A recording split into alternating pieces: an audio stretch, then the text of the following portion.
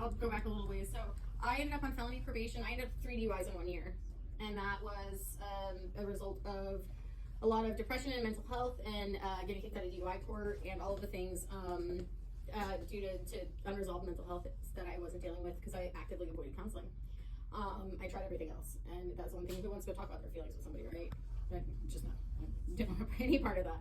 And so I ended up on probation with Tyler. I did really well to start off, and I always do really well. And then, like, one thing will happen, and I just will put stuff off, and I'll let it build and build and build and build, and then everything goes to shit. And so I went on my first rider, came back from my first rider, drank within the first month of that because, well, you remember that because summer was my pollution at the time. And I drank so much Pepto-Bismol that I gave myself poisoning from it. You can do that, by the way. Pepto-Bismol? You puke black, it's bad. Why would you drink Pepto-Bismol? Because I was hungover. I'd been in jail for 9 months, and then I came home and got loaded on vodka thinking my tolerance was the same. It was not the same. And so I was quite hungover, and I had aftercare. Naturally, I had to show up to that because Summer told me she was going to violate me if I didn't. And so I did, and I was puking black. It was terrible. And I have 3 kids. And I wish I could say that it was for them. I just didn't want to live like that anymore. I didn't want to have to think about going to, what liquor store was I going to go to, because in Idaho they were all closed right now. You know, or who's going to see me from AA. So I'll go across the bridge, because in my mind, nobody knows me in Clarkston. Nobody ever goes to other stores in Clarkston, you know. I'll go to Rick's Family Foods up in the Heights because, you know, nobody knows me. No. I don't want to live like that anymore. I didn't want to be alone, which essentially I was surrounded by people the whole entire time, but I was really alone. And I think it's really important to sit down with yourself and, like, get honest with yourself, you know, not them, not anybody else, yourself, whether that's in jail or it's in your bedroom or it's at the sober house or wherever the hell it ends up being. Like, just what you need to get better. What do you think that you need? Because nobody knows better than you. And counseling is what I needed, and I just didn't want to do it, you know? And so I went to Riverside. I asked for my counselor to be changed, and I asked for Kelly because she scared the shit out of me. And because I knew that she'd call me on my stuff, right? And I was facing some really, really difficult things. My ex had murdered somebody, and I was gonna have to testify in a federal trial about abuse that had happened to me, coincidentally, and nothing had ever been done about. And now there was this girl that was dead, right? And navigating all of that and having to stay sober through all that was really, really difficult. And we were just coming out of COVID at that time. And Kelly knew what I needed, and I knew that Kelly would know that, and so that's why I chose her. And she forced me to come in person. I didn't want to be in person. Show up.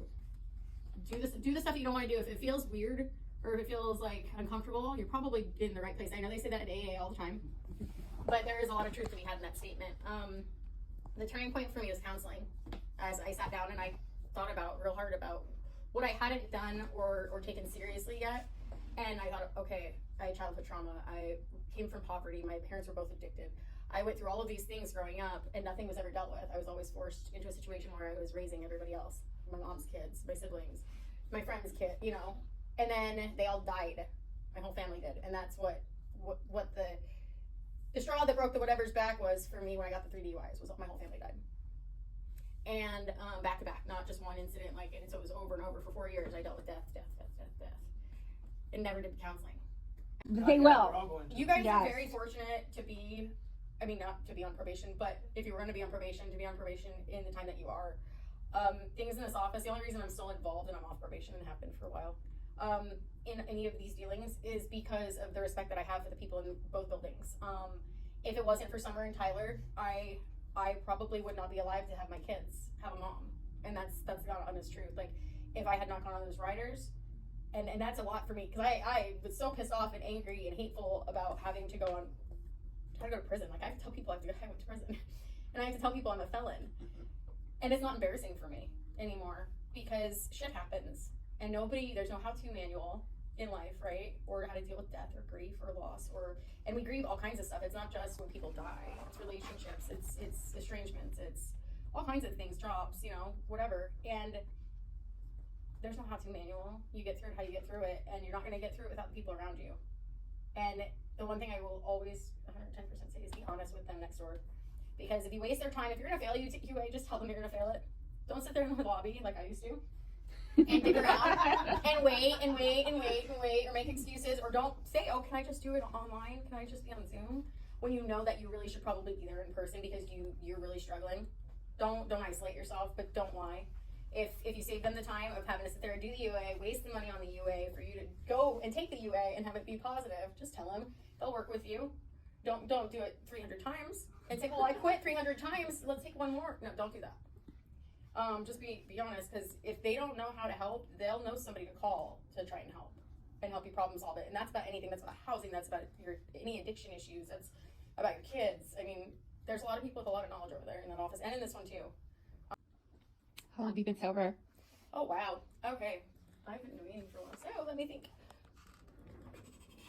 5 years this November. All right. Yeah. What are you doing now? So I work as an advocate at Disability Action Center, which is just up on the hill from here.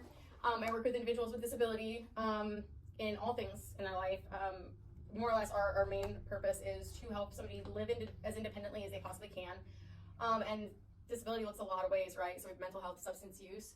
It's really, and you only have to self-identify. So we don't take paperwork, we don't charge. It's a nonprofit, it's a free service. And it looks different for every single person, but I work with a lot of people that are on supervision, on anything from housing to food boxes to resources for their kids to navigating the schools, jobs, things like that, anything really. And then, and I do a lot of nonprofit work. I'm like, look at Zola, and I'm like, oh yeah, our board. So I'm on the board of directors. I sit as the vice chair for the Adult Resource Center, which had a homeless shelter here a few years ago, and we still do a lot of outreach to the homeless. And I also work with Elves for the Homeless. Same purpose, more or less. And that is what I do. And I'm mom. Okay. Do you guys have any questions for Jolene? Good job. Thank you. I appreciate that. I don't think that I'm so grateful. And I know that people sit around and placate each other in AA and, they do the whole good job and clap. And we all know there's some people that bullshit their way through all of that, right? I am so grateful that I had people that paid enough attention to what I needed when I didn't know what I needed. And they all came from these two buildings right here. And that was even after probation. I was still on probation. Tyler calls me and he says, so, how's it going? And I was just getting ready to get off. And I said, well, why are you calling me? I was still terrified of Tyler.